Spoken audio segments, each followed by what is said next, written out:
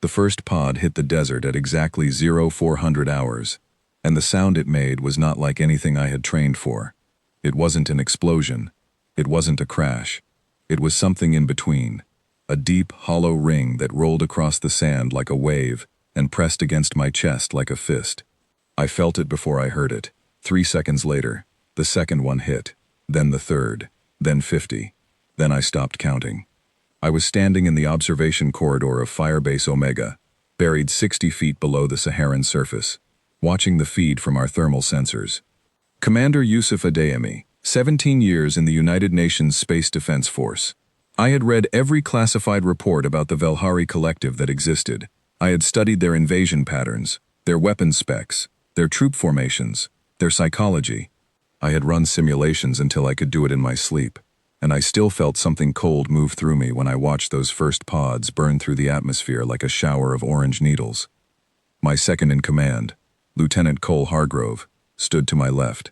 He was 26 years old, calm the way only young soldiers can be calm when they haven't fully understood what they're looking at yet. He was watching the sensor display with his arms folded and his jaw set, and he said nothing for almost a full minute. "How many?"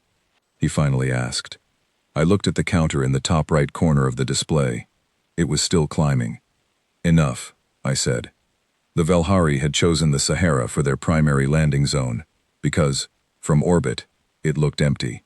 And it was empty. That was the point. Our intelligence teams had known for 11 years that if the Velhari ever came, they would pick large uninhabited zones for their initial drop. They liked room to land, room to form up, room to establish a perimeter before they pushed outward. They had done the same thing on Minden 4, on the Grell homeworld, on the water planet the Galactic Council called Basin.Land, in an open zone. Form up, sweep inward, and take everything in the middle before the defending population even knew what direction the threat was coming from. What they didn't know, what no one outside a very small circle of human military planners knew, was that we had spent the last 40 years making the empty places the most dangerous places on Earth. I pressed my earpiece and connected to the operations floor below me. "Lieutenant Diana Cross, give me a status report." Diana's voice came back level and precise. She was one of the best tactical coordinators I had ever worked with. She had grown up in rural New Zealand, joined the force at 18, and had the kind of mind that could hold 12 moving variables at once without losing a single one of them. "Sensors are tracking 4,200 confirmed landing signatures in our zone," she said. "Southern formation is already moving. They're heading northeast at approximately 8 kilometers per hour. Northern formation is still assembling. Western drop is lighter than projections, maybe 600 units, but they're moving faster. Time to perimeter contact? Southern formation, 40 minutes. Northern, 62. Western, 28. 28 minutes. I looked at the clock on the wall. Then I looked at the display again. The thermal signatures of the Velhari soldiers were bright white against the dark blue of the desert floor. Each signature was larger than a human. Much larger. The Velhari stood roughly 8 feet tall in their ground armor, and their armor ran warm because the power systems inside it were constantly active. Every soldier was a walking generator, which made them very easy to track through thermal systems. It also made them very easy to target. "Open Bay 3, I said. The floor trembled slightly as the hydraulic doors beneath the firebase began to move. I heard the sequence of mechanical sounds that followed. Locks disengaging, drive chains engaging, the low mechanical groan of steel panels that had not moved in 8 months sliding apart on their tracks. The desert above us would look no different. The doors were buried under 4 feet of sand and a layer of heat-absorbing composite material that made them invisible to orbital scans. The Velhari fleet above us had spent 3 days scanning the Sahara before their drop. They had found nothing. Because we had built everything to be found as nothing. Hargrove looked at me. "Sir, the Western formation is going to reach the passive mine grid in about 19 minutes. I know. Do we let them walk into it?" "We let them walk into it," I said. "And we do not make a single active transmission until I give the order. Not a radio signal, not a targeting ping, not a weapons lock. They think they're walking into an empty desert. Let them keep thinking that for as long as we can." He nodded and went back to his display. I turned back to the main screen and watched the Velhari assemble. Even through the filtered eye of a thermal sensor, there was something impressive about it. They were organized, disciplined. Their units formed up in tight, practiced patterns within minutes of landing. The pods themselves were folding down into flat shapes against the ground, becoming forward observation platforms. Each pod carried 12 soldiers and one command unit. They moved without hesitation, without confusion, in perfectly coordinated formation. This was not their first landing. This was not their 10th. The Velhari had been doing this to other worlds for longer than recorded human history, and it showed. Which was exactly what I was counting on. When you have done something 1,000 times without failure, you stop imagining that failure is possible. You stop looking for the thing you haven't seen before, because in your experience, there is nothing new to see. The Velhari had landed on worlds with primitive ground militaries, with basic energy weapons, with fortified cities, and panicking populations. They had faced desperate resistance from species that hadn't had time to prepare.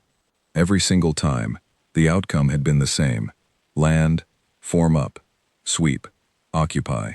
It took anywhere from 6 hours to 6 days depending on the planet's military capacity. They expected Earth to be the same. They were already wrong, and they didn't know it yet.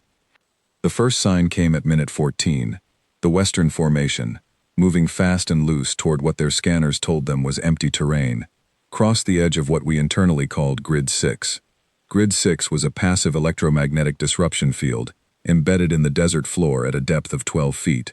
It didn't emit anything that could be detected from orbit, or even from close-range aerial scans. It was a simple, elegant system, a coiled lattice of conductive material, buried in a deliberate pattern, designed to interact with the specific frequencies the Velhari used for short-range unit communication. The moment enough of their soldiers stepped over the grid, their internal comms between ground units would start experiencing interference. Not failure, just static, just a little noise. The kind of noise that made a commander hesitate. The Western Formation slowed. I watched the thermal signatures compact slightly, the way a group of people compact when they stop moving and look at each other. Their commander was talking to his units, checking their equipment, looking for the source of the interference, finding nothing. "They've slowed on the Western approach," Diana reported from the operations floor. "I see it," I said. "Northern Formation has fully assembled. They're beginning their march now. Thermal count in the northern zone is 1,070. What about orbital support? Any active scanning from the fleet? Passive only. They're not getting anything from us. As far as they're concerned, we're a dead zone." Good. I checked the time again. 17 minutes since first impact. The world above me was full of alien soldiers who believed they were walking through an uninhabited stretch of sand toward an easy conquest. In 43 minutes, the Southern Formation would reach the edge of Firebase Omega's active defense perimeter. In 20 years of planning this exact scenario, we had debated endlessly about the right moment to reveal ourselves. Some planners had argued for early engagement, hit them the moment they land, before they can form up. Others argued for letting them push deep into populated areas where urban terrain would give our forces the advantage. I had always argued for neither. I had always argued for letting them come to us, specifically to a place we had spent years preparing. Let them assemble, let them march, let them feel confident, let them get close enough that they couldn't easily withdraw. And then, when they were committed, when pulling back would cost them as much as pushing forward, show them what they had walked into.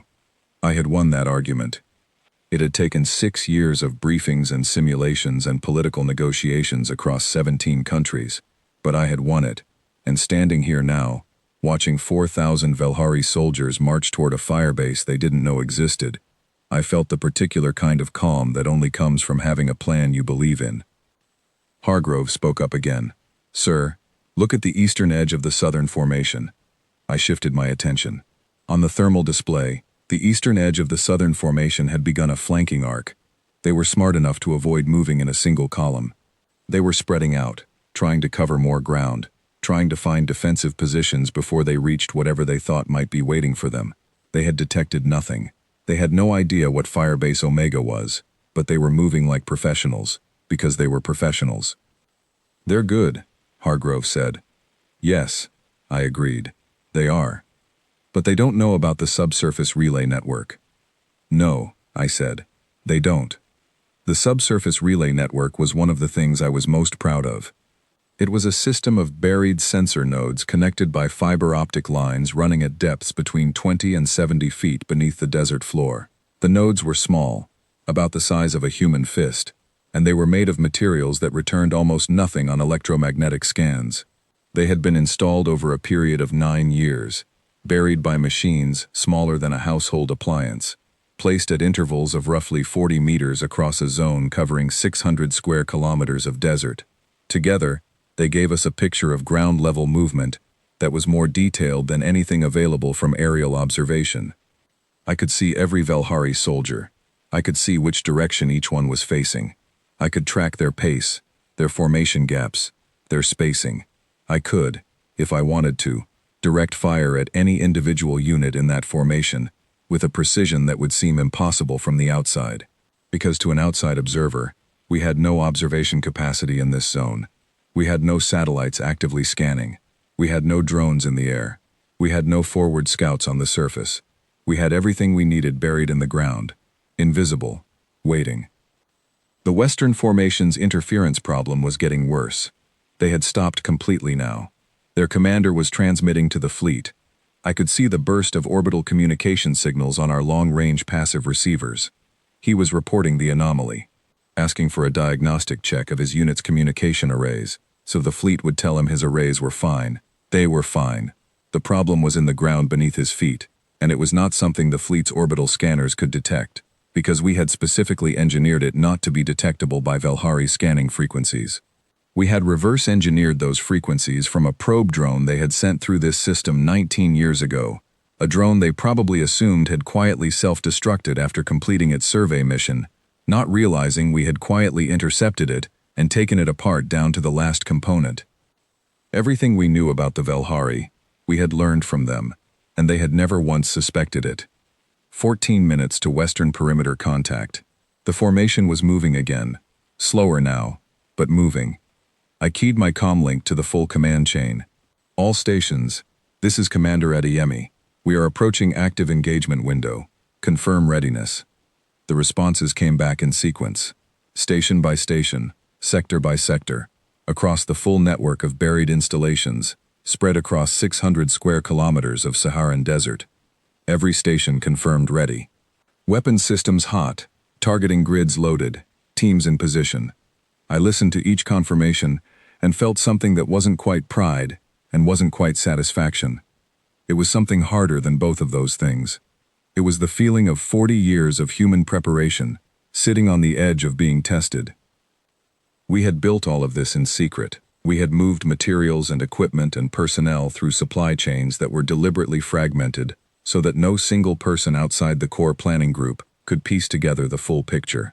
We had told the public we were building water reclamation facilities and geological survey stations and renewable energy infrastructure in the Sahara and other remote zones around the world. We had actually built all of those things. But underneath them, inside them, we had also built this. A grid of defensive systems unlike anything the Velhari had ever encountered. Not because our technology was fundamentally superior to theirs. It wasn't. Not entirely.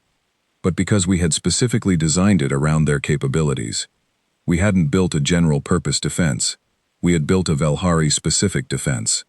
Every element of our system was designed to counter a specific element of their established combat doctrine. Every trap was set for a specific behavior pattern they had demonstrated across 11 previous invasions. We had studied them the way a chess player studies an opponent's recorded games. Not to copy their moves, to know exactly what move they would make next, and to have already decided what to do about it. The clock on my wall read 0424, 24 minutes since the first pod had hit the desert. I looked at the thermal display one more time. 4,000 bright white signatures moving through dark blue sand, moving toward us, moving toward the thing they couldn't see. Sir, Hargrove said quietly, Western formation is about to hit Grid 7. Grid 7 was not passive. I know, I said. Let them. I watched the display. The Western formation's lead elements crossed the threshold. And then the desert started to talk back.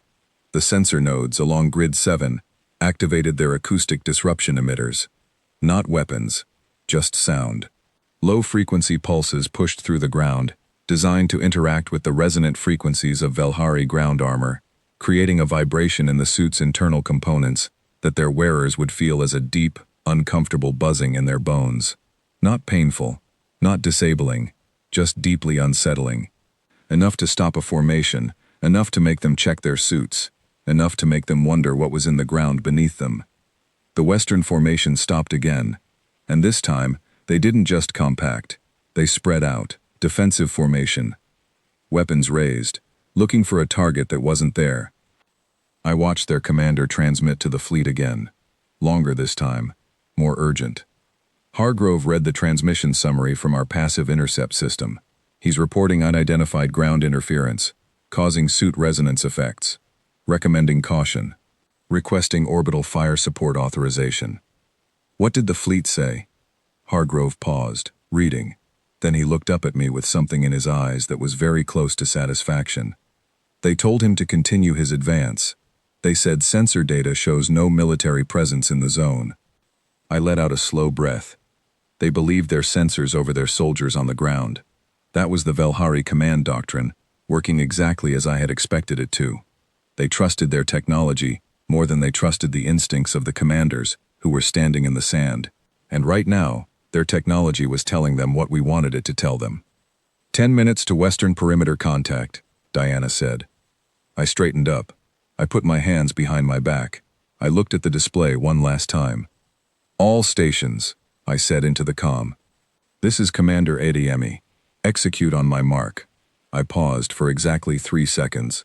The same 3 seconds I had counted in my head every night for the last 6 months, when I thought about this moment. Mark. The desert woke up. Not with a sound. Not with a flash of light. Not with the kind of dramatic beginning that the Velhari would have recognized as the start of a battle. It woke up quietly. The first thing that happened was that every active scanning frequency the Velhari fleet was using to observe their ground forces was simultaneously flooded with carefully calibrated interference signals fired from buried relay antennas. The fleet didn't lose their view all at once. It degraded, slowly. Over about 40 seconds, their picture of the ground operations became less detailed, then grainy, then unreliable. By the time they realized they were being jammed, they would be looking at noise. The second thing that happened was that the subsurface relay network across Grid 7 completed its circuit and activated what we had officially designated as the ground response system, and what the engineering team who built it had unofficially nicknamed the handshake. Deep beneath the feet of the Western Velhari formation, panels shifted, not dramatically, just enough to open channels to the surface that hadn't existed 30 seconds ago. The Velhari commander on the ground had 4 seconds to notice that the sand around his formation was moving before the handshake introduced itself. I watched his formation's thermal signatures scramble on the display, and for the first time in what felt like hours, I allowed myself to breathe. Cole Hargrove looked at me. "Sir," he said, "it's working." "Of course it is," I said. "We practiced."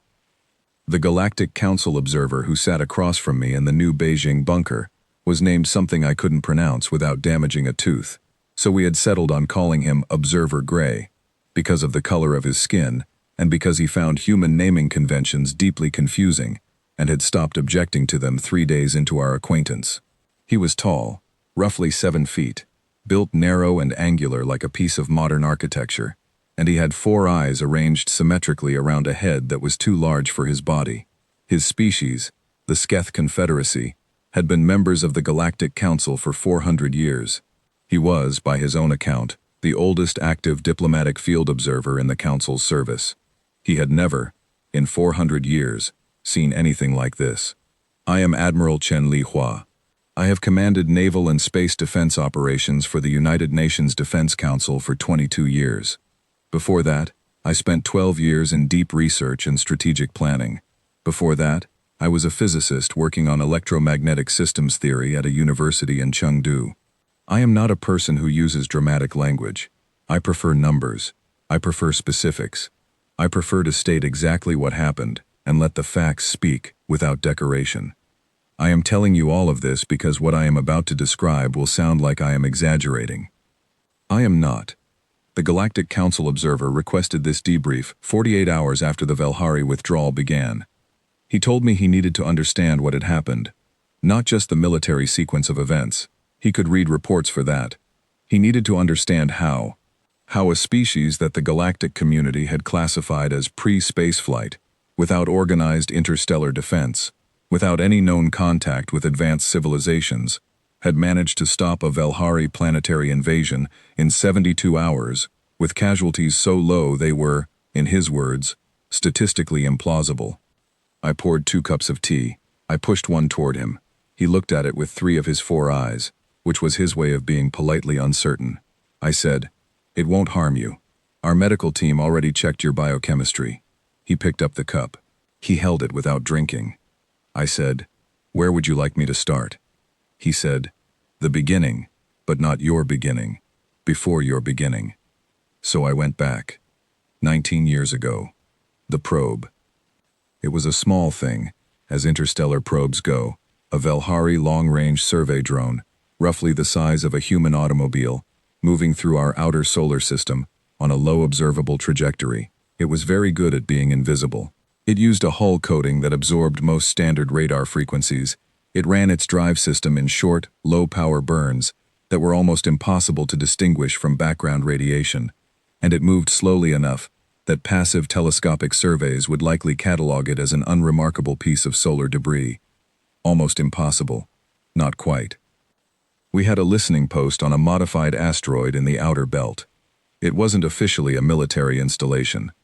Officially, it was a deep space geology research platform operated by a consortium of 6 universities.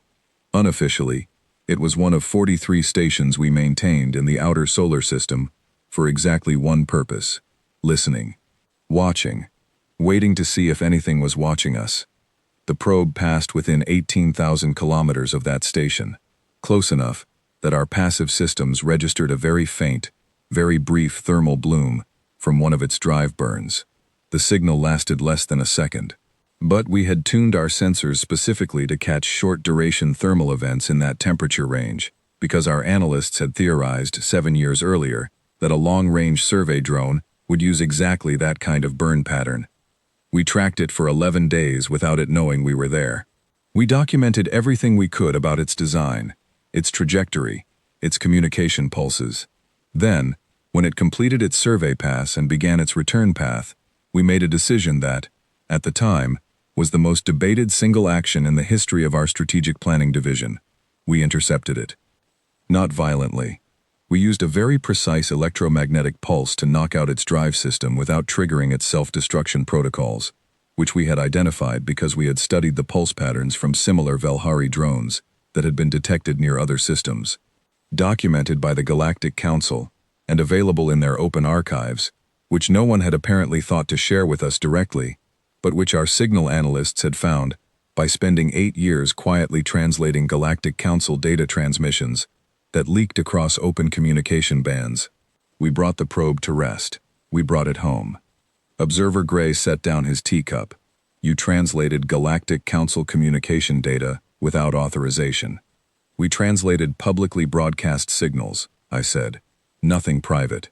Nothing encrypted.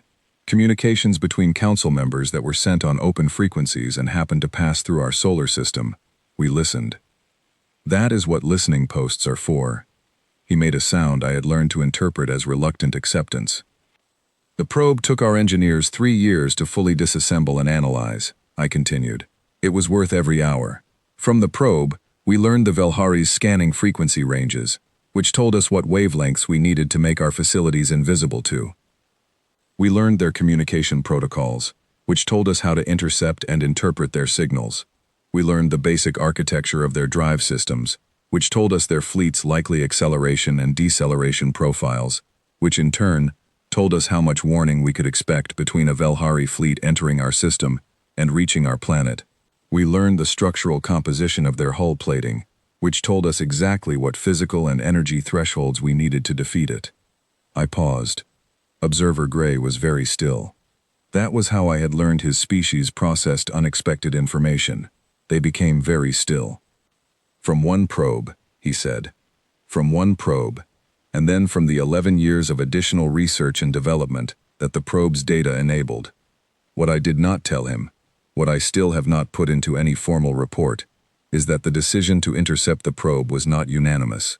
There were people in our planning division who argued that intercepting it was a provocation, that if the Velhari discovered we had taken one of their drones, it might accelerate their plans, that we should simply document it and let it go. I had argued against that position in every meeting for 4 months. My argument was simple. We did not know when they were coming. We did not know how much time we had. And the information inside that probe was potentially the difference between a defense that worked and a defense that failed.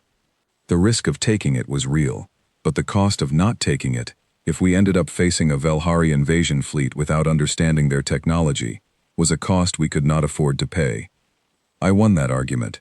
It was the most important argument I ever won in my career, and I won it, as I win most arguments, by making the numbers impossible to ignore.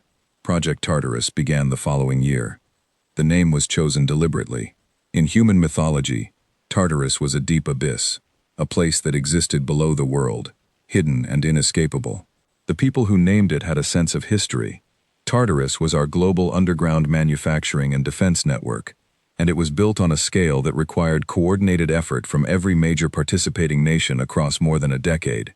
It was the most expensive secret in human history. It was paid for through budget line items so deliberately obscure that even the people signing the authorization documents often didn't fully understand what they were funding. We built facilities beneath deserts, beneath mountain ranges, beneath ocean floors. We built them using construction machinery that was specifically designed for deep excavation without significant surface disturbance. Machinery that we developed for this purpose, and which, as a secondary benefit, dramatically improved our civilian tunneling and mining capabilities, which we promoted publicly as the primary purpose of the technology. We built power generation systems that ran entirely off geothermal and tidal energy sources, because those produced no surface electromagnetic signatures that could be detected from orbit.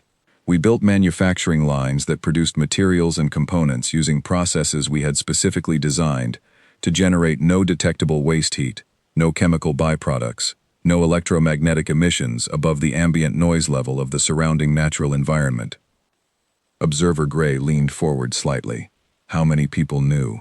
In total, across the full network, approximately 40,000 people had partial knowledge of specific components of the program, I said. Fewer than 200 people had full operational knowledge. The security protocols were complex and largely unnecessary. Why unnecessary? Because the people who worked in the program understood what it was for. They understood that the alternative to secrecy was the thing we were trying to prevent. They didn't need to be monitored. They needed to believe that what they were doing mattered. They did believe it, because it did. I have heard people, in the months since the invasion, say that keeping a secret of this scale across so many countries and so many decades was the most impressive thing humanity accomplished. I disagree. Keeping the secret was simply a matter of organization. The impressive thing, the thing I am still, privately, astonished by, was what we built. I will describe only what is now cleared for disclosure. The full inventory is still classified, and will likely remain so for some years. But here is enough to give you the shape of it. We built 3 classes of ground-based directed energy systems, optimized against Velhari armor frequencies, capable of sustained output at ranges up to 12 kilometers, deployable from concealed subsurface platforms. We built an integrated suborbital defense layer, a network of kinetic interceptor systems that could be launched from ground-based tubes in under 90 seconds and reach low orbit in under 4 minutes, designed to engage Velhari drop pods during their atmospheric descent phase, though we ultimately decided not to activate this layer during the actual invasion, for reasons I will explain. We built 15 classes of autonomous ground units, small, fast, independently powered machines that could operate without any communication from a central command system, using onboard processing to execute pre-programmed tactical responses to specific sensor inputs. But we built the subsurface relay network, which Commander Adeyemi used to such devastating effect in the Saharan zone. We built its equivalent under every major uninhabited zone we had identified as a likely Velhari landing area. We built acoustic disruption systems, electromagnetic pulse arrays, passive sensor grids with a resolution that our satellite imaging systems cannot match, communication jamming apparatus specifically calibrated to Velhari frequencies. We built tunnel networks connecting our underground facilities across hundreds of kilometers, allowing the movement of troops and equipment without any surface exposure. And we built the thing we called the Dead Hand Grid. The Dead Hand Grid was the system I am most reluctant to discuss, even now, because it was the system that required the hardest internal debates. It was a pre-authorized automatic response system embedded in the civilian infrastructure of every major city on Earth, not weapons, sensors. The grid was a network of detection nodes buried in urban environments, connected by hardened communication lines, designed to detect the specific electromagnetic and thermal signatures of Velhari soldiers entering an urban zone. The moment a Velhari unit entered a city, the grid activated and pushed real-time targeting data to the nearest military response unit. No human decision required, no communication delay. Observer Gray was very still again. "You embedded military hardware in your civilian cities," he said. "We embedded sensors," I said carefully. "The response capacity was always human-commanded. The grid just made sure we always knew exactly where they were. And if the grid data was wrong, if it misidentified a civilian, it couldn't. The sensors were calibrated to Velhari biological and electromagnetic signatures only. A human being would not register on those sensors." He was quiet for a long moment. Then he said something that surprised me. He said, "You did not use your orbital intercept layer during the invasion. I am told you had it ready. Why did you not use it?" I picked up my tea. It had gone cold. I drank it anyway, because it gave me a moment to choose my words. "Because using it would have destroyed the pods in the atmosphere," I said. "And we had made a choice, early in the planning process, that if the Velhari were going to come here, we wanted them on the ground. We wanted them in our environment, where everything we had built was ready for them. An atmospheric intercept would have scattered the invasion. They might have pulled back. They might have reorganized. They might have called for heavier orbital support and approached the problem differently. Instead, you let them land." "We let them land," I said. "We let 4,000 soldiers walk into the Saharan desert, and another 6,000 soldiers land in our other designated zones around the world, and then we closed the door." Observer Gray was quiet for a very long time. When he spoke again, his voice had changed. Something in it had shifted, the way a voice shifts when a person has revised a fundamental assumption. "I have been a diplomatic observer for 400 years, he said. "I have witnessed 11 Velhari planetary invasions. I have filed reports on all of them. Do you know what happens, in every one of those reports, at the moment the Velhari ground forces make contact with the defending population? The defending population retreats," I said. "The defending population retreats," he agreed. "They defend their cities. They defend their people. They try to hold what they can. They never, not once in 400 years of documented Velhari campaigns, have they chosen to let the invasion land and then spring a trap. With respect," I said, "they never had 40 years to prepare one." He picked up his teacup again. This time he drank. I waited while he processed this. I thought about the hundreds of planning sessions, the arguments, the engineering challenges, the political negotiations, the moments of doubt. I thought about the people who had spent their careers on Project Tartarus, without ever knowing if it would be tested. I thought about the engineers who built the subsurface relay network, node by node, year by year, under a desert that they would never see from above, because they were always 60 feet below it. "I need to ask you something directly," Observer Gray said, "and I need you to answer me directly." "Of course. When you intercepted the Velhari probe, 19 years ago," he said, "was it an act of preparation, or was it an act of provocation?" I looked at him across the table. I considered the question the way it deserved to be considered. "We did not intercept the probe to provoke anything," I said. "We intercepted it because we were afraid. We were afraid that they were coming. We were afraid we wouldn't be ready. We were afraid of what would happen to our world if we weren't. Everything we built, every decision we made, every secret we kept, it was all driven by that fear." He looked at me with all 4 eyes, which was something he only did when a statement had fully engaged his attention. "Fear," he said slowly. You built all of this because you were afraid. Yes. He was quiet again. Then he said, quietly, almost to himself, that is the part I could not calculate. That is the variable my models did not have. I refilled both our cups. The tea was still warm in the pot. Outside the bunker, the debrief would continue for another 6 hours. There were more details to cover, more data to share, more questions to answer. But in that moment, with the tea warm between my hands and the observer sitting very still across from me, I think we both understood that the real conversation had already ended. He had come here to understand how we had done this. The answer was not a weapons system. It was not a tactical doctrine. It was not even a 40-year engineering program, as extraordinary as that program was. The answer was that we had been more afraid than anyone realized, and we had turned that fear into something that didn't look like fear at all. It looked like preparation. It looked like patience. It looked like a species that had laid the most methodical, comprehensive, invisible trap in the history of warfare, and then waited quietly for someone to walk into it. That was the answer, and the observer knew it. And he would write it in his report, and the report would go to the Galactic Council, and the Galactic Council would read it, and then every species in that council, who had ever been afraid of the Velhari, would read it too. And they would understand that fear, in the right hands, is not a weakness, it is a blueprint. I hit the floor of the tunnel at a run, rifle up, breathing steady, listening to the sound of the ocean above me. Sergeant Ikaika Kahananui, 9th Armored Hunters, assigned to the Honolulu Coastal Defense Grid, Tunnel Network Alpha, 2 hours after the Velhari pods hit the Pacific shoreline 6 miles south of my position. By the time I reached my squad's staging point in the tunnel, I could already feel the ground shaking, not from their pods hitting the surface, from their mechs walking. The Velhari had assault mechs. We had known this from the probe data and from the Galactic Council archives.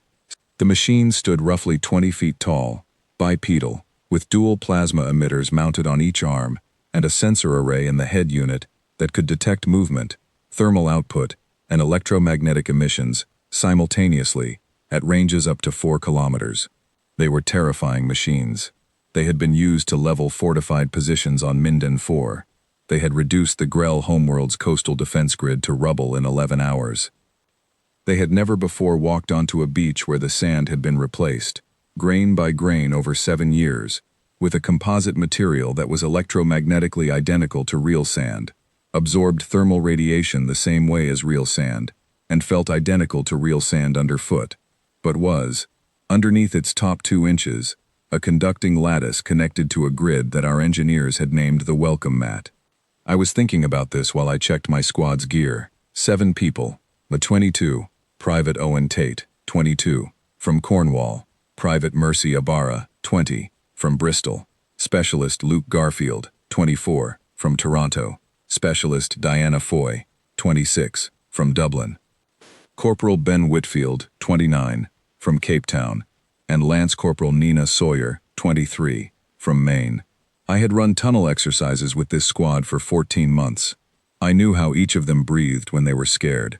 I knew which ones went quiet and which ones started talking. And I knew that Tate tended to check his bootlacing when he was nervous, which was not useful, and that Garfield had the most precise aim in the squad at close range, which was. Velhari mechs are making landfall on the South Beach, my earpiece said. It was Lieutenant Commander Alan Hayes, the tunnel network coordinator, speaking from the Deep Operations Center 3 kilometers east of my position. 6 confirmed units. They're moving in a column toward the city center. How close are they to Grid 4? I asked. 1 minute, maybe 90 seconds. I looked at my squad. They were already formed up, ready to move. Whitfield had his hand on the tunnel door lever. Grid 4 is active? I asked. Active and loaded, Hayes confirmed. Engineering says it will handle at least 4 of the 6. The other 2 will be disoriented. That's your window. I nodded to Whitfield. He pulled the lever. The tunnel door swung inward.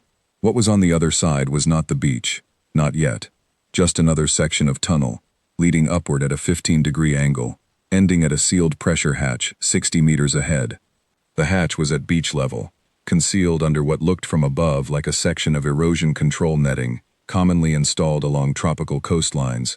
The kind that was so ordinary that you could photograph it from orbit and never look twice at it. We ran.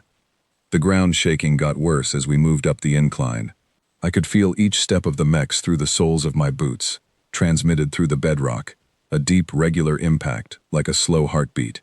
One step every 4 seconds, because their stride was 20 feet long, and they were moving carefully, not yet at full speed, picking their way along the coastline, sensors sweeping, looking for threats. They found one, just not the kind they were looking for. I heard the welcome mat activate through the rock itself, a dense, low vibration that was less sound than pressure, like something enormous had exhaled beneath the beach. The grid discharged through the composite sand lattice in a coordinated pulse sequence, pushing an electromagnetic field upward through the beach surface, in a pattern specifically calibrated to interact with the Velhari mech's ground contact sensor arrays. The mechs didn't fall. They weren't designed to fall easily. But their ground contact systems, which were how they read terrain stability and adjusted their balance in real time, went momentarily haywire. For about 4 seconds, each mech registered the ground beneath it as simultaneously solid and unstable. The resulting balance correction threw 2 of the 6 mechs off stride. They staggered. One went to one knee. 4 seconds is not a long time, but it was long enough. We blew the hatch. The pressure seal on the hatch was designed to open with a forward charge. Not an explosion, just a fast mechanical release that threw the netting and the false surface material outward as the hatch swung up. We were through it before the debris had landed. I came out into salt air and blue morning light, running left, and the first thing I saw was the mech on one knee, 30 meters from me, its sensor head swinging toward the noise of the hatch opening. It was enormous up close. It was bigger than any simulation had prepared me for. The morning light caught the edges of its hull plating and turned them copper. The plasma emitters on its arms were already tracking. I had trained for this exact moment for 14 months. I had run this specific scenario in simulation 417 times. I knew exactly what the mech's sensor sweep pattern was when it detected a threat at close range, because we had reverse engineered it from the probe data. I knew that its first instinct would be to lock targeting on the largest electromagnetic source in the detection area, which would be our tunnel hatch power relay, still cycling down after the release charge, and that for approximately 2 seconds after that lock, its primary emitters would be aimed 12 meters to my left. As I ran right, the rest of my squad was already moving in spread formation. Tate and Ibarra had gone left, and were using the stagger of the mech's own body as partial cover. Garfield and Foy were setting up position at the 12-meter mark, behind a concrete breaker wall that was not part of our defensive infrastructure. It was just a piece of beach erosion control that had been there for 40 years. And that was fine, because we had trained to use whatever the environment offered.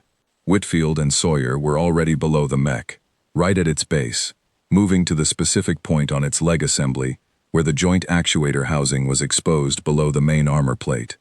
The mech is enormously powerful. It is almost impossible to damage from range with infantry weapons. Its hull plating was designed to absorb plasma, kinetic rounds, and most energy weapons at standard combat ranges. It had been tested against every weapons system the Galactic Council had on record. It had not been tested against the specific charges we had developed by analyzing its exact structural composition for 11 years. Whitfield placed the first charge. Sawyer placed the second. They were small, flat, about the size of a hand, and they attached magnetically to the joint housing. The charges were not explosive in the conventional sense. They used a shaped electromagnetic pulse to disrupt the actuator's control signal at the moment of detonation, essentially telling the joint's drive system to execute maximum extension and maximum contraction simultaneously, which the joint's mechanical components could not do, which meant the joint would lock. 2 seconds after Sawyer placed hers, both charges triggered. The mech's right leg locked at the knee. It couldn't stand on it. It couldn't move it. It tilted, tried to compensate, found that the welcome mat was still cycling and its balance system was still partially confused, and it went down onto both hands. Not destroyed, not out of action, but on the ground. A mech on the ground is a very different problem than a mech standing up. On the ground, its emitters are pointed at the sand. Its sensor array is pointed at the sky. Its hull plating on the ventral surface is slightly thinner than on the dorsal surface. because the designers had assumed it would never be lying face down in the sand on a beach on a planet it had failed to account for. Tate, Abara, I said into my comm. Ventral access point, lower central panel. On it, Tate confirmed. I didn't watch them work. I was already moving to the next problem, which was the second mech, which had regained its footing and was now fully oriented toward our position. Its sensor array had locked on. I could see the targeting lights on its emitters activating. It had a solid firing solution. In approximately 2 seconds, it was going to use that solution. I pressed the button on my forearm panel. 60 meters out to sea, 3 meters below the surface, 14 autonomous underwater units that had been sitting on the ocean floor for 11 months activated their drive systems simultaneously. They were small machines, roughly torpedo-shaped, about 2 meters long, and they moved fast. They reached the shallows in 9 seconds. They surfaced in sequence, one after another, popping out of the water in a spread pattern across the mech's sensor coverage zone. Each unit immediately began broadcasting a specific electromagnetic signal designed to look like an active targeting system. To the mech's sensors, 14 separate weapons had just appeared, all aimed at it, from multiple directions. The mech's targeting priority system did what it was designed to do. It switched from its current target to the most immediate threat. 14 apparent targeting systems, appearing simultaneously, all apparently ready to fire, ranked higher than 7 infantry units on the beach. The emitters swung away from us. We had about 4 seconds before the system processed that the signals weren't matching known weapons signatures. My squad used 3 of them. I will not describe every detail of what happened in the next 40 minutes on that beach. What I will tell you is that we lost no one. I will tell you that we used every tunnel exit, every prepositioned charge, every autonomous unit, every piece of environmental cover in ways we had rehearsed until they were automatic. I will tell you that the 6 Velhari mechs that came off that beach were all immobilized or redirected within 38 minutes of the welcome mat's first activation. I will tell you that during that entire engagement, the Velhari infantry units accompanying the mechs, 300 soldiers, 8 feet tall, armed with plasma rifles that could cut a vehicle in half, were dealing with a different problem.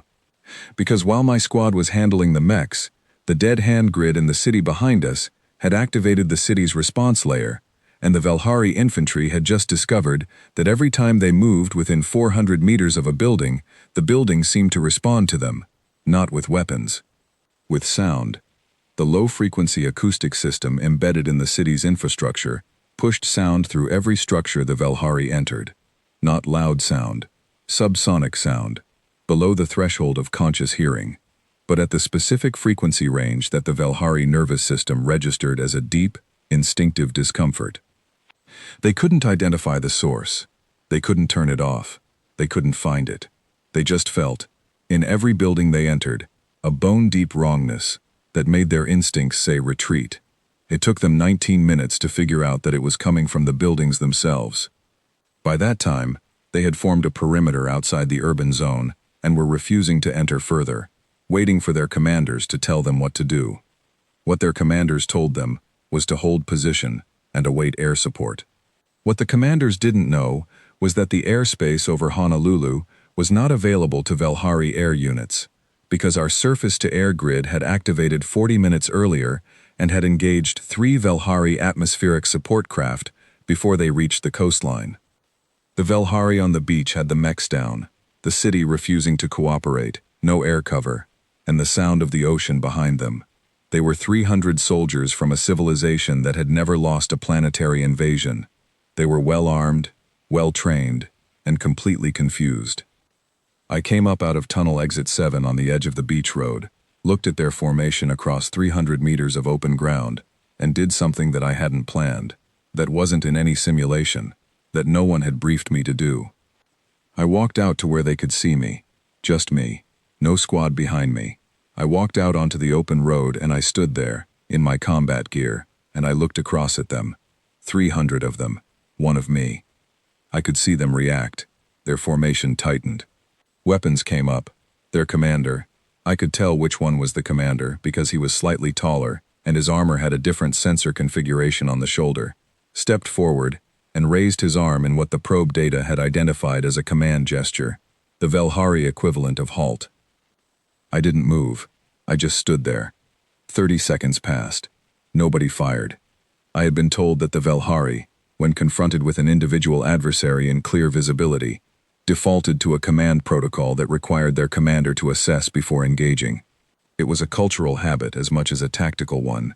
In Velhari combat tradition, an individual standing openly in the face of a superior force was either surrendering or was a decoy for a larger maneuver.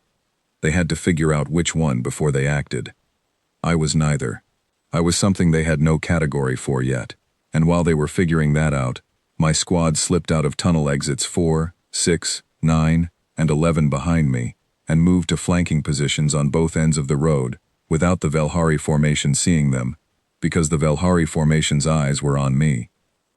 I raised my hand, I opened my palm, the Velhari command gesture for non-aggression, which we had identified from the probe's communication data, was a 4-fingered open hand, but they only had 3 fingers, so close enough.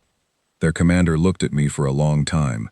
Then he transmitted to his fleet. I found out later, from our intercept analysis, what he said. That he said, "The human is standing in the open, alone, looking at us. I cannot determine his intent, requesting guidance." The fleet told him to neutralize the threat and continue the advance. He looked at me for another 10 seconds. Then he lowered his weapon and transmitted again. He said, "There is something wrong with this planet." I smiled. Not because I was performing confidence. I smiled because he was right. There was something wrong with this planet, from the perspective of a species that had only ever faced worlds that hadn't been waiting for them. This planet didn't behave like a target. It behaved like something that had made a plan. My earpiece crackled. Lieutenant Commander Hayes, Ikaika, the Western Approach Zone just reported that their Velhari formation has stopped advancing. They're sitting in the middle of the desert, not moving. Southern formation is pulling back toward the coast. Pulling back? Our analysts think they're trying to consolidate, regroup, figure out what's happening. I looked at the formation across the road from me. 300 soldiers, weapons up, waiting. "They're scared," I said. "The whole planet operation is showing the same pattern," Hayes said. "Every Velhari formation that's made contact is slowing down or stopping. They're waiting for orders from the fleet, and the fleet is trying to figure out why their ground picture went gray." I turned and walked back toward the tunnel entrance. I didn't run. I didn't hurry. I walked at a normal pace, the way a person walks when they are somewhere they belong, somewhere they know, somewhere that is on their side. Behind me, 300 Velhari soldiers watched me go and did not fire. That was the moment I knew what the rest of this day was going to look like. Not because we had beaten them yet. We hadn't. There was a long way still to go. But because of the thing I had seen in the way they held their weapons, and the way their commander had paused before answering his fleet. I had seen something in that pause that the Velhari probably couldn't name in their own language, because they had probably never felt it before. It was the feeling of not knowing what you're dealing with. It was the feeling of having a plan that isn't working, and not understanding why, and not being able to find the reason. It was the feeling of being in a place that should have been helpless, and finding out that it wasn't. In their language, I don't know what word they had for it. In mine, we call it doubt. And doubt, once it gets into a formation, does not get out easily. Doubt spreads. Doubt makes commanders hesitate and soldiers second guess. Doubt is the most contagious thing on a battlefield. More contagious than anything physical. Because you can't treat it, you can't defend against it, and you can't train it away once it has arrived. We had spent 40 years preparing the weapons. But doubt was the thing we were really delivering. The weapons were just the mechanism. The doubt was the point. And on that beach, in that moment, it had arrived right on schedule. I dropped back into the tunnel. I sealed the hatch behind me. I ran my hand along the concrete wall of the passage, worn smooth by years of maintenance workers who had walked this route long before it was a military asset. And I listened to the ocean above me, and the silence of the Velhari formation that was not advancing. Mercy Ibarra caught up to me in the tunnel. She was 20 years old, and she had the composure of someone twice that age. She matched my pace without a word for about 30 seconds. Then she said, "Sergeant, that thing you just did on the road, was that in the briefing?" "No," I said. She thought about this. "Did you know they wouldn't shoot?" "No," I said again. She was quiet for another few steps. Then she said, "But you were right." "Yes," I said. She didn't ask anything else. She didn't need to. The following is a translated reconstruction of Fleet Thought Harvex's command log entries, recovered from the Velhari 9th Armada's primary vessel after the withdrawal. They have been translated into English by the Galactic Council's Linguistic Division, and are presented in sequence. Translator's note: the Velhari record-keeping system does not use timestamps in the way humans do. Entries are marked by operational phase designation. Phases are approximately equivalent to 4-hour periods. Operational Phase 1, Entry 1. Planetary drop complete. All units report successful atmospheric insertion within acceptable variance. 9 pods sustained entry damage above the threshold, requiring unit redeployment. All affected personnel redistributed to adjacent formations without operational disruption. Ground assembly proceeding normally. Sensor sweep of the designated landing zones confirms no active defense systems, no electromagnetic emissions above background, no detectable military presence within scan range. The planet reads as undefended. This is consistent with our pre-mission survey. The species here is technologically limited.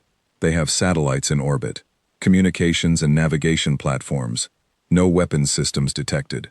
They have aircraft, ground vehicles, naval surface vessels, nothing that presents a threat to our operation. The planetary conquest doctrine applies without modification. I estimate full surface control within 4 days. I am transmitting a preliminary success assessment to Sector Command. Operational Phase 1. Entry 4. Anomaly report from the Western Ground Formation. Commander 63 is reporting intermittent communication interference, affecting short-range unit-to-unit contact. The pattern suggests a localized electromagnetic anomaly, rather than active jamming. The interference is not consistent with directed suppression. No source has been identified. Geological interference is the most likely explanation. This planet has significant subsurface mineral deposits that may be interacting with our communication frequencies. I have requested a frequency shift for the Western Formation's short-range band. This should resolve the issue. I am not concerned. This type of local interference has been encountered in 3 previous campaigns. It is a terrain complication, not a tactical development. Operational Phase 1, Entry 7. The frequency shift has not resolved the Western Formation's communication problem. Commander 63 now reports that the interference has broadened across multiple bands simultaneously. This is not consistent with geological interference. Geological interference is frequency-specific. Multi-band simultaneous disruption requires an active source. There is no active source on our scans. I have authorized Commander 63 to advance at reduced speed and maintain tighter unit cohesion to compensate for the communication degradation. I have also requested an additional orbital scan of the Western Zone to look for buried infrastructure. The scan is being conducted now. Additionally, the Western Formation is reporting what their suit systems are describing as anomalous ground resonance effects. The resonance matches no geological pattern in our database. Soldiers are experiencing physical discomfort consistent with sympathetic vibration of their suit's internal components. This is unusual. I am flagging it for the engineering team's analysis. Operational Phase 1, Entry 9. The orbital scan of the Western Zone has returned results that are not easy to explain. The zone scans as empty. No subsurface structures. No buried infrastructure. No anomalous deposits. The scan penetration depth is 12 of this planet's feet, which our pre-mission survey established as adequate for detecting construction. There is nothing there. And yet the interference continues. And yet the resonance continues. And yet Commander 63's formation has now stopped advancing, because 2 of his lead soldiers stepped onto a section of terrain that their suit ground contact systems reported as simultaneously solid and unstable. The ground is either solid or it is not. Their suit systems are not malfunctioning. I have run diagnostics remotely, and their systems are fully operational. The ground is giving them contradictory data. I have ordered Commander 63 to continue his advance. If the terrain is producing unusual readings, the correct response is to cross it and assess from the other side. We do not stop advancing because a patch of sand feels wrong. I am aware, as I write this entry, that I have now used the word unusual 4 times in 3 entries covering a period of less than half a day on this planet. I have conducted 11 planetary operations. I do not normally use that word. I am noting this because I believe in precise record-keeping, and because I want the record to reflect that I am aware this operation is producing data points that I do not yet have a framework for explaining. I am not alarmed. I am attentive. Operational Phase 2, Entry 3. We have lost contact with the Western Formation. The contact was not lost through enemy action. At least, not through any enemy action I can identify. At Phase 2 onset, Commander 63's formation crossed what our ground sensors marked as an ordinary terrain boundary. Within 40 seconds of that crossing, every communication channel connecting that formation to our orbital support went dark. Not degraded, dark, simultaneously, across all redundant channels. I authorized an orbital strike on the terrain boundary zone to clear whatever was generating the interference. The strike package reached the lower atmosphere before it was intercepted. I will write that again, because I want the record to reflect exactly what happened. The strike package was intercepted in the lower atmosphere by systems that did not appear on our orbital scans of this planet at any point during the pre-mission survey or during the operation itself. I have now authorized a full-spectrum orbital scan of this planet's lower atmosphere. The results will take approximately 90 minutes. While I wait, I am compiling the following summary of anomalies for Sector Command. Unexplained multi-band communication interference of non-geological origin. Unexplained ground resonance effects of non-geological origin. Unexplained loss of contact with a ground formation of over 600 units. Unexplained interception of an orbital strike package by undetected atmospheric defense systems. I am transmitting this summary to Sector Command now. I am requesting tactical consultation and authorization to suspend the ground operation pending analysis. Sector Command has responded. They are telling me to continue the operation. They say the anomalies are likely local interference effects, of the type that have been encountered in 3 previous campaigns. They say I am being overcautious. I have been conducting planetary operations for longer than most of my Sector Command officers have been alive. I have never, in any of those operations, lost contact with 600 soldiers in 40 seconds. I know what overcautious means. What I am experiencing is not that. I have noted my disagreement with Sector Command's assessment in this log. I am continuing the operation because those are my orders. Operational Phase 2, Entry 9. All ground formations are reporting contact with defensive systems. This is no longer an anomaly situation. This is a defended planet. I am going to describe what my commanders are reporting as clearly as I can, because I want the record to be precise. In the southern zone, the largest of our ground formations, over 4,000 units, advanced to within approximately 4 of this planet's kilometers, of an area our pre-mission survey identified as empty desert. At that distance, the ground around them opened, not in front of them. Around them, on multiple sides simultaneously. What came out of the ground was not what I expected. I expected artillery. I expected armored vehicles. I expected the kind of defensive weapons systems a developing world might deploy against an invasion. What came out of the ground was small. It was fast. It moved in patterns that our targeting systems struggled to track, because it moved with irregular acceleration changes that didn't match any military vehicle profile in our database. It was quiet. Almost no electromagnetic signature, almost no thermal signature. Our soldiers described it as looking like machines the size of the planet's native fauna, moving in coordinated swarms. They would approach to close range, make contact with a unit's armor, and then their targeting computers would show that unit's suit systems as experiencing a cascading failure of power distribution. They were disabling our soldiers by finding gaps in their armor and inserting a contact point charge directly into the power system. I have never seen anything like this. I have asked my engineering team if this is a known technology. They tell me the general principle is known, but the implementation, the size, the speed, the targeting precision, is not. They tell me that producing a machine this small, with this level of targeting sophistication, requires manufacturing technology that this planet, according to our pre-mission assessment, should not have. Should not have and does not have are different statements. I understand that now. Operational Phase 2, Entry 13. I am going to record something that is difficult for me to put in a log entry. because I have never put anything like it in a log entry in my career. I am doing it because I believe in precise record keeping, and because I want whoever reads this after this operation is concluded to have an accurate picture of what happened. I sent a request to the human command structure. I obtained the frequency they were using for command communications. Our intercept systems had identified it in the first few hours, and I transmitted a direct query. I asked them to identify their commanding officer and open a channel for tactical communication. They responded. The response came from someone who identified himself as Commander Adeyemi. He spoke in the galactic trade language, which I did not expect, and he spoke it well. He asked me what I wanted to discuss. I told him I wanted to discuss the parameters of the ground operation. He asked me to be more specific. I said I wanted to understand the extent of the defensive systems his planet had deployed so that I could make an accurate tactical assessment. He was quiet for a moment. Then he said, in a tone that I found very difficult to categorize, not hostile, not celebratory, almost conversational. Fleet thought Harvex, we have been expecting you for 19 years. We have built specifically for you.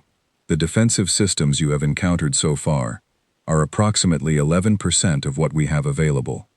I am telling you this not as a threat, but as a data point. I think accurate information will help you make a better decision than inaccurate information would. 11%. I am not a person who panics. I have commanded forces in extremely difficult situations, and I have kept my composure in all of them. But when I absorbed that number, something changed in my assessment of this operation that I cannot fully describe without risking sounding unlike myself. What I can say is that I immediately began running revised casualty projections. The projections were not acceptable. I went back to Commander Adeyemi on the comm. I asked him what he wanted. He said his planet wanted us to leave. I asked him what the conditions of our withdrawal would be. He described them. I asked him to repeat them, because I was certain I had misheard. He repeated them. They were full withdrawal of all ground and orbital forces, a formal apology transmitted on an open galactic council frequency, and one Velhari warship, of our choosing, to remain in Earth's orbit for a period of 1 year, as a, in his words, deposit against future misunderstandings. That was all. No occupation. No reparations. No surrender terms that would humiliate our military and the galactic community. No demand for our fleet. Nothing that would make Sector Command look at the terms and ask me how I had allowed this to happen. I stared at those terms for a long time. Operational Phase 3, Entry 1. I transmitted Commander Adeyemi's terms to Sector Command with my strong recommendation for acceptance. Sector Command rejected them. They authorized me to use orbital bombardment on the sites of known ground defensive systems, and to push all remaining ground formations forward simultaneously. The logic was that our forces still outnumbered the planet's defenders significantly, and that even accounting for the systems we had encountered, a full-force push would succeed through weight of numbers. I have complied with the orbital bombardment directive. I need to describe the result. The bombardment was intercepted, not partially. The interception rate across our full strike package was 94%. The remaining 6% reached the surface. It hit open terrain. No military infrastructure was damaged, because we do not actually know where their military infrastructure is. We have identified response nodes and engagement points, but their primary facilities remain undetected. I have orbital imaging capability that should be able to find a buried installation of significant size. It is not finding them. Whatever they used to hide their facilities from our pre-mission survey is still hiding them from our active scans. We are firing at a planet and hitting sand. The full-force ground push has also now been attempted. I say attempted deliberately. 3 of our 5 remaining active ground formations have made contact with defensive responses that their commanders are describing as unlike anything they have encountered previously. One formation commander has stopped transmitting entirely, not because he is destroyed, but because he has ordered his formation into a defensive formation and is waiting. He says he will not advance his soldiers into a situation he cannot assess. This is an act of insubordination under our operational doctrine. I have noted it. I have not ordered disciplinary action. I understand why he made that choice. The humans, I should also note, are not maximizing their casualties. They have the capacity to cause significantly more damage than they are causing. They are, and I write this with full awareness of how strange it sounds. They appear to be operating at a level of force that disables and stops our units, without destroying them unnecessarily.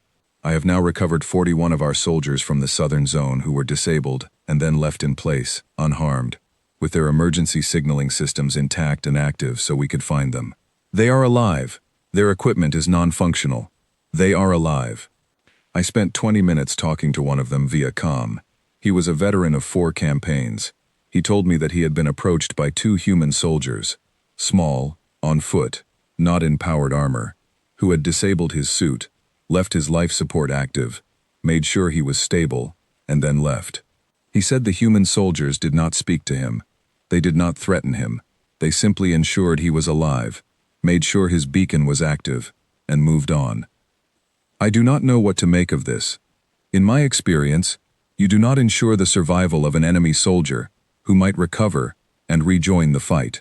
The strategic logic of this escapes me. Commander Adeyemi, when I raised it with him in our second communication, said something I have been thinking about ever since. He said, "We're not trying to defeat you, Fleet Thought Harvex. We're trying to convince you. Those are different things." I have transmitted a revised recommendation to Sector Command. Accept the withdrawal terms. Sector Command has again refused. They are concerned about the precedent. They say if we withdraw from a pre-spaceflight world on that world's terms, it signals weakness to other species who might be watching. They want me to continue the operation. I have made my recommendation 4 times now. I am making it a 5th time. In this log, on the record. Withdraw. Accept the terms. They are reasonable. They are designed to be reasonable. Commander Adeyemi told me in our second communication that they made the terms reasonable on purpose, because they wanted us to accept them, because the alternative, a prolonged campaign on this planet, would cost our fleet far more than a single warship and an apology. He was not saying this as a boast. He said it the way an engineer describes a calculation, plainly, accurately. As a matter of fact, I believe him. Operational Phase 3, Entry 6, Final. I am transmitting my formal withdrawal request to Sector Command, with the notation that I am filing it under the Operational Impossibility Clause of our military code, which allows a field commander to request withdrawal when continued operation presents unacceptable risk to forces, without corresponding strategic benefit. I am prepared to accept the personal consequences of filing this clause. The consequences are not pleasant. I am filing it anyway. What I want to put on record, before I sign this log, is this. I have conducted 11 planetary operations. I have never been outmaneuvered. I have never faced a defensive response I did not have a counter for. I have never transmitted the words, "I do not know what to do next," to Sector Command, because I have never reached a moment where that was the accurate statement. This is the first time. I am transmitting now. The Sector Command authorization for withdrawal arrived 16 minutes later. The terms of the withdrawal are the terms Commander Adeyemi specified. The apology will be transmitted on an open Galactic Council frequency within the hour. The warship we are leaving behind is the survey vessel that mapped this system 19 years ago. It felt, somehow, appropriate. I made this decision without input from Sector Command. I do not think they will object. It is a minor vessel, and I think Commander Adeyemi will understand the gesture. One final note, for the record. During our last communication, before the withdrawal sequence began, Commander Adeyemi said something to me. He said, "Fleet Thought Harvex, I want you to know that we don't consider ourselves your enemy. We consider ourselves a species that needed to defend its home. When you go back and tell people what happened here, I hope you'll tell them the truth about what you found. Not a dangerous enemy. Just a species that was paying attention." I told him I would. I am a precise record keeper. I keep my commitments. This is my record of what happened on the planet called Earth. This is the truth of what we found. We found a species that was paying attention. The Velhari flagship was called the Unbroken Advance. It was 7 kilometers long. I am Ambassador Priya Nair, United Nations First Contact Division, and I was the first human being to walk aboard a Velhari warship under non-hostile circumstances. I want to be precise about what that means. I was not the first human the Velhari had encountered. They had been monitoring this planet, distantly, for nearly 2 decades. But I was the first one they allowed through an airlock with anything other than a targeting system aimed at them. I had 48 hours to prepare for the boarding. I used the first 24 to review everything our diplomatic corps knew about Velhari protocol and social hierarchy, which was a great deal, because we had been quietly building a database from Galactic Council records for 15 years. I used the second 24 to figure out what I was actually going to say when I got there, because the protocol knowledge told me how to behave, but it didn't tell me how to reach a species that had just experienced its first military failure in recorded history. That part I worked out mostly on my own. The transfer shuttle was a repurposed atmospheric research craft, small, clearly non-military, chosen deliberately because I wanted them to see us arrive in something that carried no weapons and presented no threat. I had 2 people with me, Lieutenant Grace Allen, my aide, and Dr. Paul Okonkwo, our xenobiologist, who had spent 12 years studying Velhari physical biology from the probe data, and who I thought would be useful if any situation required medical or biological context. Grace was 28, from Edinburgh, and had the particular gift of being able to stay calm in novel situations by thinking of them as simply a different version of familiar ones. Paul was 51, from Lagos, and had the kind of patience that comes from a career spent studying things that don't answer back. We docked with the flagship without incident.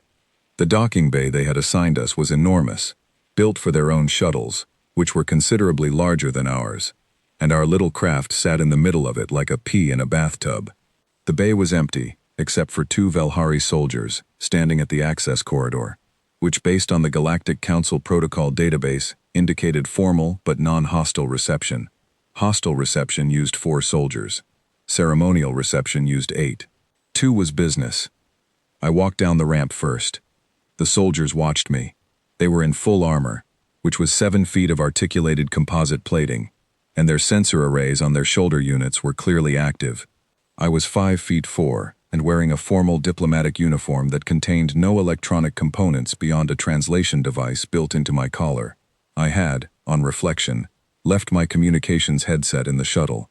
I wanted to be visibly unarmed in every sense of the word. One of the soldiers gestured toward the corridor. The gesture matched the welcoming escort movement in our database. I followed them.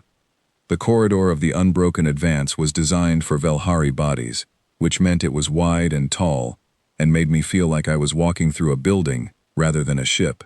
The lighting was dim by human standards. Velhari eyesight worked well in lower light, and the air smelled of something metallic and faintly chemical, that Paul told me later was the specific compound the Velhari used in their atmospheric scrubbers. The floor had a slight texture to it that was clearly designed to prevent slipping in variable gravity. Everything about the ship was practical and engineered to a very high standard. It looked like the work of a civilization that had been doing this for a very long time and had refined every aspect of it down to the essential. We were taken to what the escorts indicated, through a combination of gesture and translation device output, was a conference space. It was a large room with a curved table and seating that was designed for Velhari frames, which meant the chairs were roughly twice the size needed for us. We stood. Grace found a window ledge at roughly the right height and leaned against it. Paul was already looking around the room with the expression he got when he found something interesting, which was a very quiet, focused expression that meant half his attention had left the immediate situation. Fleet Thought Harvex came in 4 minutes later. I had read everything in our database about him. I had looked at the sensor imaging we had from his command vessel's orbital approach and from our brief visual capture during the withdrawal authorization sequence. None of it had quite prepared me for the actual experience of him walking into a room. He was old. That was the first thing. Not old in the way that makes a person seem diminished. Old in the way that makes a person seem like they have accumulated something that takes time to accumulate. He moved with a deliberateness that spoke of age and authority equally. His armor was not ceremonial. It was operational armor, the same he had been wearing throughout the campaign, and it showed the marks of a long career. There were places on the plating where the surface coating had been repaired multiple times, each repair done precisely but visibly. He wore his history on his hull. He looked at me and I looked at him for a moment before either of us spoke. Then he said, "In galactic trade language, you are very small." "Yes," I said. We often find that useful. Something shifted in his posture, that our database flagged as the Velhari equivalent of a surprised pause. I don't know if it was the answer itself or the speed at which it came. Tzva. He moved to the table and arranged himself at the end of it, not sitting in any of the chairs, because the chairs were configured for a different body type, but standing at the table with his arms resting on its surface. I moved to the opposite end. Grace and Paul flanked me. I requested this meeting, Harvex said. I want to discuss the terms of withdrawal before we implement them. Of course, I said. The apology transmission, he said. I want to discuss its content. I had expected this in Velhari culture. Formal apologies on public channels were extraordinarily significant. They could have long-term diplomatic consequences in the galactic community, and the wording mattered enormously. We have prepared a draft, I said. I can share it with you now. I handed him a data chip. We had prepared one in a format compatible with Velhari systems, because we had reverse-engineered their data architecture from the probe. He took it without comment, and inserted it into a reader on his forearm. He read it in silence. I waited. When he finished, he looked at me. This is fair, he said. More fair than I expected. We wrote it that way deliberately, I said. We want the galactic community to read this, and understand that both parties behaved reasonably. We do not want the galactic community to read this and see a humiliation. Humiliation creates future problems. Clarity creates fewer of them. He was still for a moment. You are thinking about what comes after this. We always think about what comes after, I said. That's rather our nature. Observer Gray, the Sketh Confederacy's diplomatic observer, was in the room, standing to Harvex's left. He had been quiet since we entered, watching with all four eyes.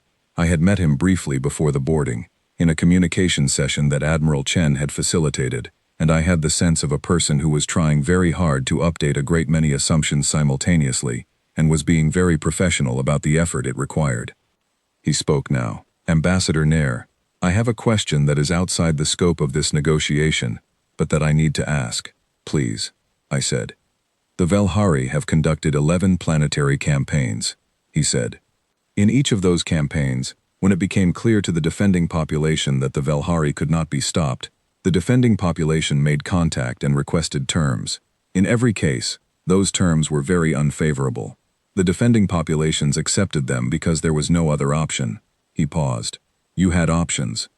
Our analysis suggests your planet's defensive capacity, even after the withdrawal of the Velhari ground forces, retained significant operational strength. You could have destroyed the fleet. Your surface-to-orbit systems and your orbital intercept layer, combined, would almost certainly have caused severe damage to the Ninth Armada if you had chosen to press the engagement.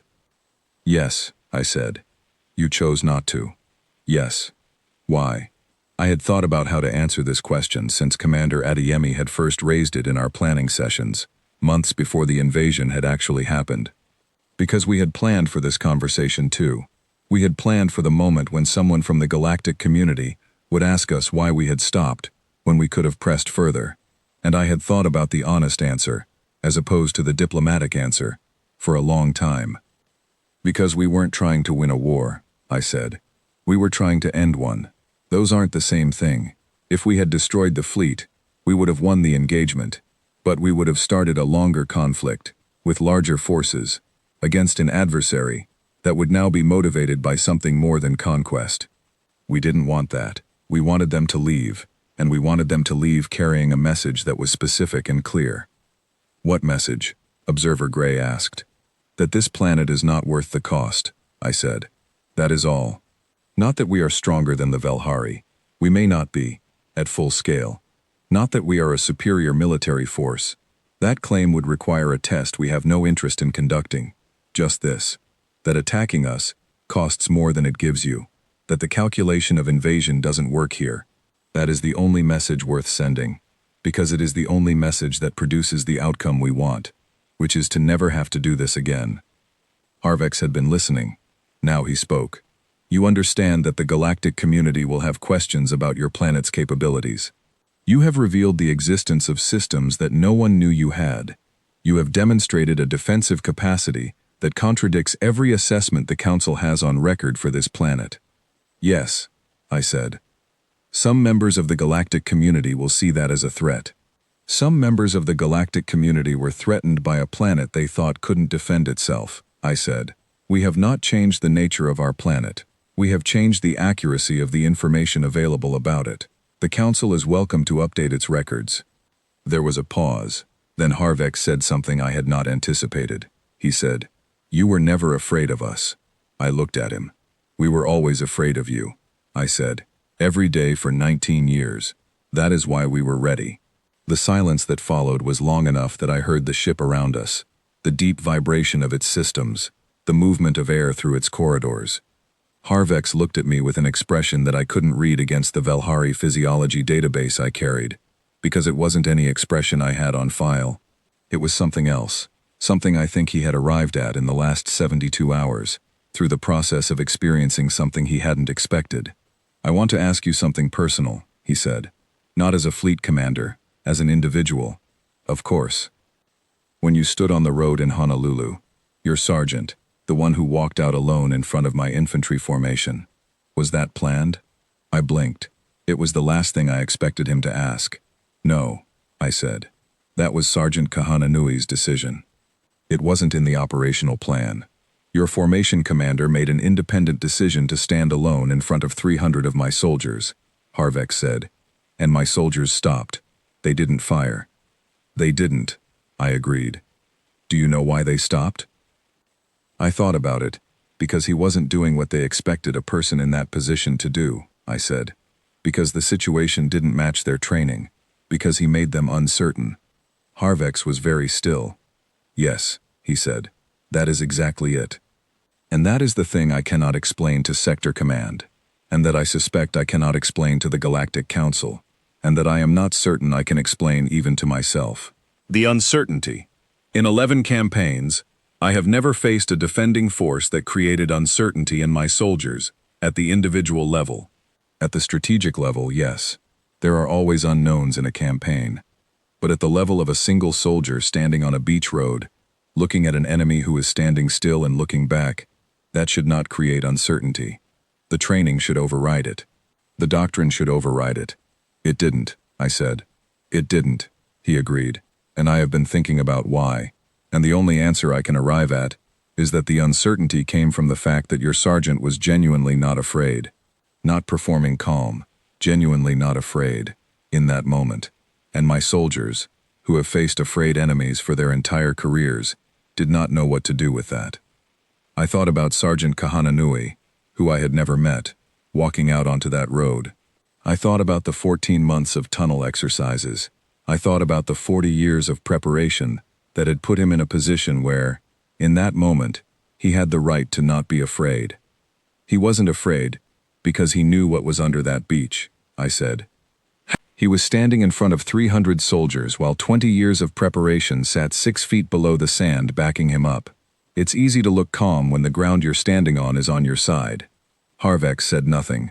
He looked at me for a long time. Then he said, "I would like to transmit the apology now, if you are ready." "We are ready," I said. We stood in the communications bay of the Unbroken Advance, while Harvex transmitted the apology on the Open Galactic Council frequency. It was recorded. It was witnessed by the observer, by my team, and by the Velhari communications staff.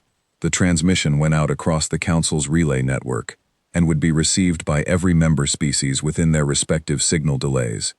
The world would know what had happened here, not a rumor, not an intelligence report. A formal transmission, on the record, from the fleet that had come to conquer a planet and instead sent an apology. When it was done, Harvex looked at me. "The withdrawal begins in 2 hours," he said.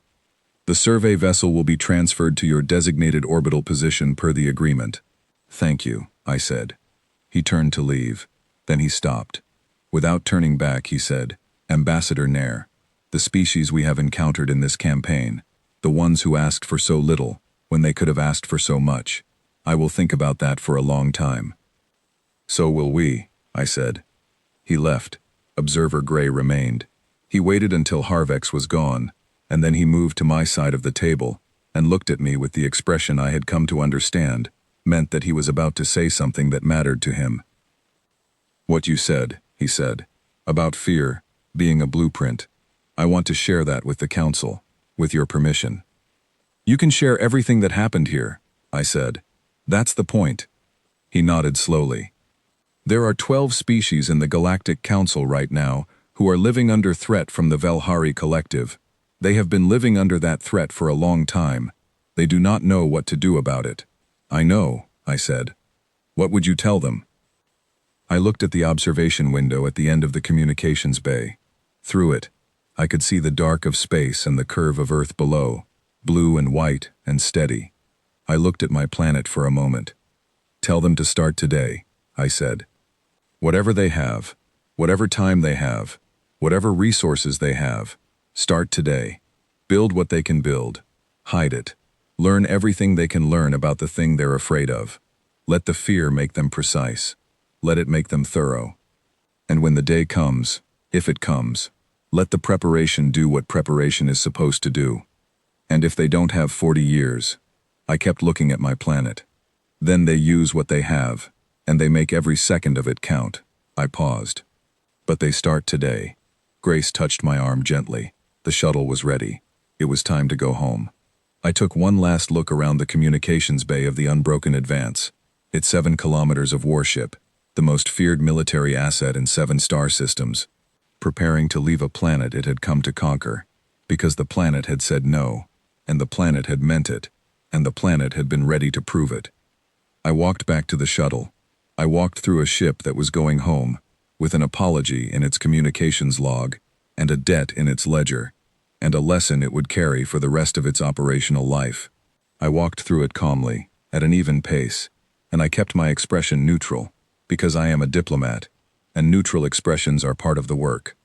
But inside, in the place where the composure doesn't reach, something was singing. 1 year later, the firebase was a museum. I stood in what used to be the observation corridor, the same corridor where I had watched 4,000 Velhari soldiers march across the thermal display toward positions they couldn't see, and I looked at the display cases along the wall, where photographs and schematics had been mounted behind glass. The display cases were new. Everything else was the same. The corridor was the same concrete. The lights were the same fluorescent panels.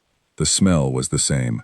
Filtered air and old electronics, and the specific mineral quality that desert stone carries when it's been enclosed for a long time. I am Commander Yusuf Adeyemi, and 1 year ago today, I gave the order that started the end of the first alien invasion of Earth. I am here today because the new curator of the Firebase Omega Heritage Site, a young woman named Flora Hayes, who was 24 and had the energy of someone who had never yet experienced a project she couldn't make better, had asked me to attend the opening ceremony. I had agreed, and then spent 2 weeks regretting it, and then come anyway, because regret is not a good reason to break your word. The ceremony had been this morning. There were speeches. There were officials from 14 countries. There were cameras from news organizations I could count to at least 40. Ambassador Nair spoke, and spoke beautifully, in the precise and clear language she used for everything. Admiral Chen sent a recorded message that was dignified and informative, and gave nothing away about the person behind it. Observer Gray, the Sketh Confederacy's diplomat, who had extended his stay on Earth by 11 months and shown no signs of hurrying toward departure, attended and sat in the front row, and watched everything with all 4 eyes, which meant he found all of it important. Sergeant Ikaika Kahananui was there. I had met him for the first time in person 6 months after the invasion, at a small private briefing, at which the people who had been most directly involved in the engagement had gathered to discuss what had actually happened on the ground. He was shorter than I expected, compact and quiet, with the kind of stillness that people develop when they've learned to conserve their energy for when it matters. He had shaken my hand and said it was an honor, and I had told him what he had done on that road in Honolulu was not in any plan I had ever made, and it was probably the most important individual act of the entire 72-hour engagement. He had said, very simply, that it had seemed like the right thing to do. We had taken a photograph together at this morning's ceremony. It was the first photograph of both of us that existed. There would be many more now. There would be history books, eventually, and we would be in them, and our names would be attached to things that we had done while we were too focused on doing them to think about how they might be recorded. That is always how it works. You are never aware of the historical moment while you are in it. You are just aware of the next decision, and the one after that. The ceremony finished at midday. The visitors had been walking through the corridors all afternoon, looking at the displays, listening to the guided recordings that Flora had commissioned, asking questions of the volunteer docents who had been trained in the Firebase's operational history. I had walked among them for a while, listening to what they were saying. I listened to a group of school children who were 8 and 9 years old, who had been born into a world where all of this had already happened, for whom the Velhari invasion was already history, something that occurred before they were old enough to understand it. They stood in front of a display photograph of the Saharan surface, taken the morning after the invasion, showing the pod impact craters and the deep furrows in the sand where the welcome mat had activated, and they asked their teacher why the sand looked like that. The teacher explained it. The children listened. One of them asked if the aliens were coming back. The teacher said, no. The child thought about this, and then moved on to the next display case. I envied them, briefly, the ease of that acceptance. Then I remembered that this was the whole point, that a generation would grow up for whom safety from this specific threat was the baseline condition of their world, not something hard-won and uncertain. I had spent 30 years working toward a baseline condition I would never personally experience as normal. That is how it works with long-term work. The people who build the wall rarely get to enjoy the peace it creates without also carrying the memory of why the wall was necessary. The children looking at the sand photographs would not carry that memory. They would carry something else, the knowledge, eventually, that it could be done, that planets could protect themselves, that fear, turned into preparation, could produce outcomes that looked like miracles to the people who hadn't seen the work.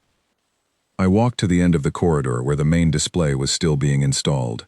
Flora's team was behind schedule on the final panel, which was an interactive timeline of Project Tartarus from inception to deployment. They would finish it by tomorrow. She had assured me 3 times. I believed her. She had the quality of someone who finished things. Beyond the installation area was the corridor that led to the surface access, and beyond that was the desert. I went up. The Sahara was unchanged in the way that large, ancient things are unchanged by recent events. The impact craters from the pods had been filled and leveled. You couldn't see them now. The surface sensors of the subsurface relay network were still in place. They would remain in place for the foreseeable future, because we were not so changed by one successful defense that we had forgotten the logic that made it necessary. The desert looked exactly as it had always looked, empty, clean, still. I walked out about 200 meters from the surface access hatch and stood still for a moment. The sun was beginning its descent, and the light was turning that particular shade of amber that the desert light does in the late afternoon, throwing long shadows across the sand. It was very quiet. I could hear my own breathing and the slight movement of wind across the dunes to the east. Somewhere below my feet, buried at depth, the subsurface relay network was running its daily diagnostic cycle. The Velhari survey ship, the one Harvex had left behind as part of the withdrawal agreement, was in orbit above me. Visible at night if you knew where to look, which most people who had spent the last year in the Firebase did. It had been placed in a stable orbit, at an altitude we had specified, and it sat there, passive, its systems in low power mode, as a year-long reminder of the terms of what had happened here. The year was almost up. In 6 weeks, we would need to make a decision about what to do with it afterward. There were people who wanted it placed in a museum. There were people who wanted it studied further. There were people who argued that returning it to the Velhari as a gesture of goodwill would be diplomatically valuable. The conversation was ongoing, and I was not part of it, because after 17 years in operational command, I had been moved to an advisory position that was much quieter and involved considerably fewer 4 in the morning decisions. I did not miss the 4 in the morning decisions. I missed the clarity they came with. Behind me, I heard footsteps on the access ramp. I turned. Observer Gray came across the sand toward me with the careful, deliberate gait he used on surfaces he wasn't certain of, which was every surface on Earth that wasn't a flat indoor floor. He stopped a few feet away and looked at the horizon. "You were not in the ceremony photographs," he said. I stepped away. I said, "I'm not good at photographs." He made the sound that was his equivalent of a dry acknowledgement. I have been corresponding with the Galactic Council regarding the situation on the 12 planets currently under Valhari pressure, he said. The Council has agreed to formally share the available information about Earth's defensive preparation with those species. I looked at him. All of it? Within the limits of what your government has agreed to declassify, he said.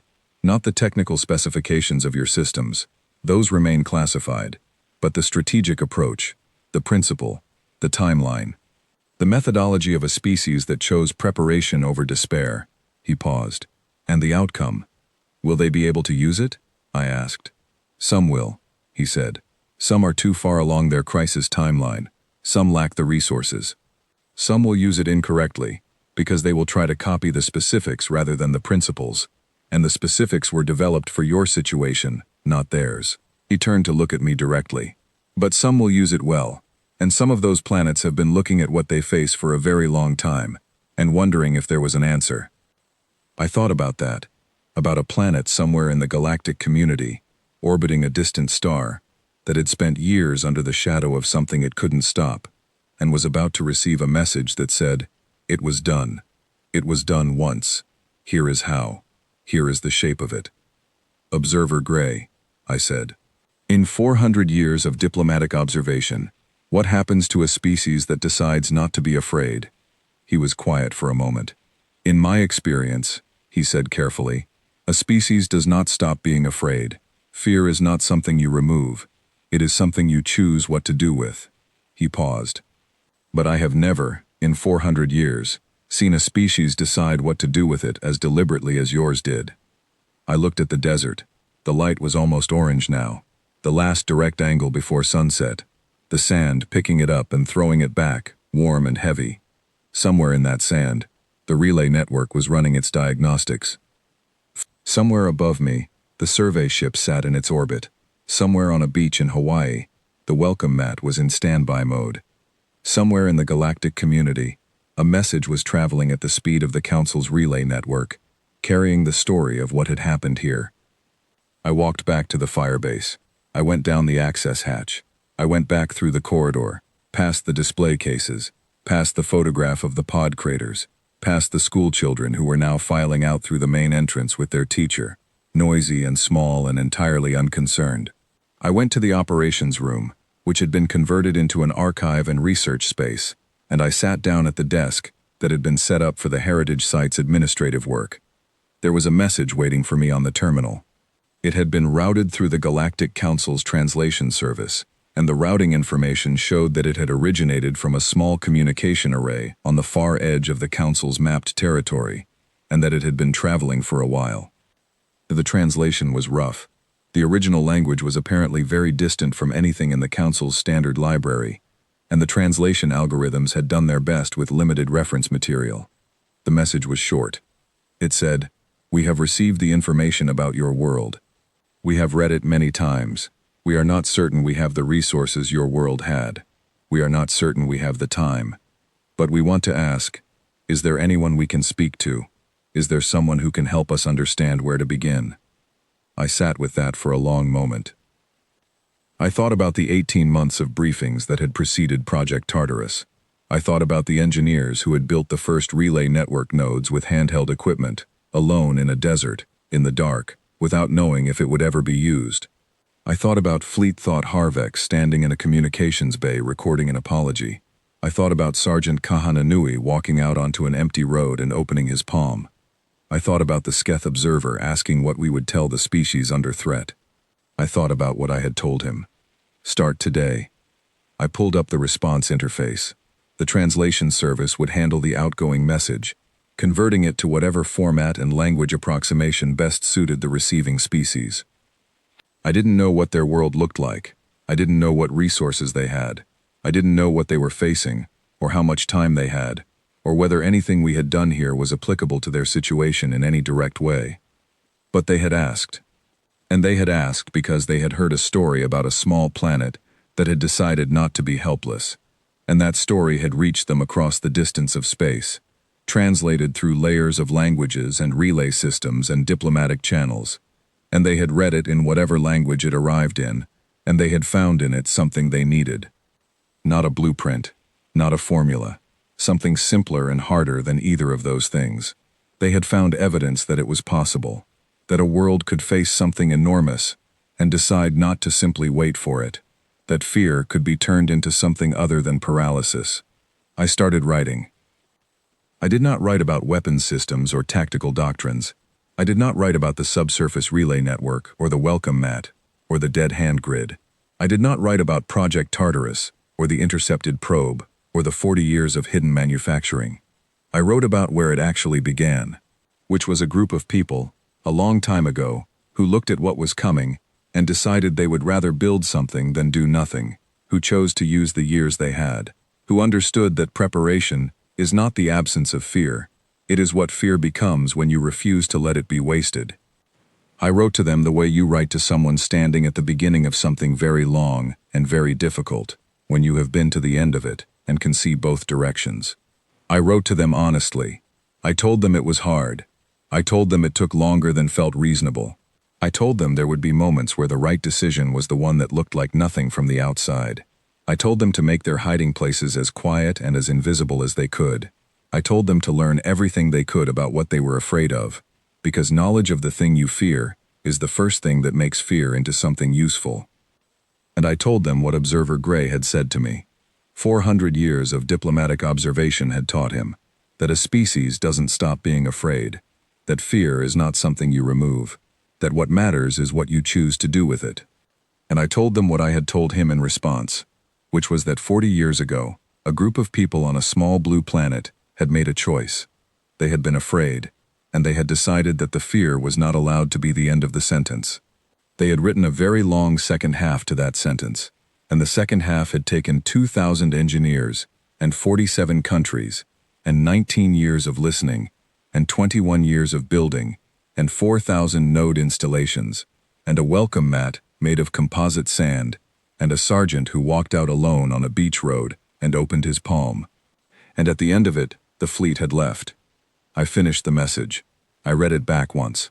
I added, at the end, a single line that I had not planned to add, and that came from somewhere less official than the rest of it. I wrote, "You are not alone in this. Reach out, we will talk." I sent it. The terminal went quiet. The operations room was quiet.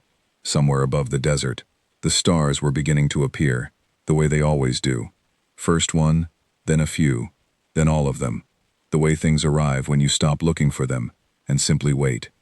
I sat in the quiet of Firebase Omega and thought about a planet somewhere out there, reading a message from Earth and deciding what to do next. And I thought, yes, start today, because that is what the fear is for.